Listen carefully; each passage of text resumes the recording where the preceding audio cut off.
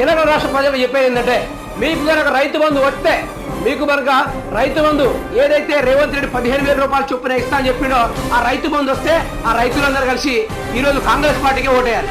ఈరోజు కౌలు రైతులందరూ కలిసి కౌలు రైతుల పైసలు మీకు 12,000 6,000 ముట్టుంటే ఈరోజు మీరందరూ కలిసి కాంగ్రెస్ పార్టీకే ఓటేయాలి. మరి ఇదే విధంగా అందరికి రుణమాఫీ అయిన ప్రతి ఒక్క రైతాంగం వారికి ఈరోజు కాంగ్రెస్ పార్టీకే ఓటేయాలి.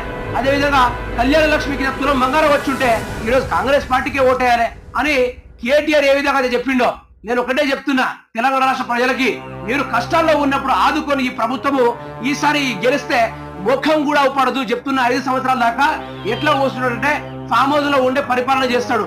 ఇది తథ్యము, ఇది జరిగే ముచ్చటే ఇది.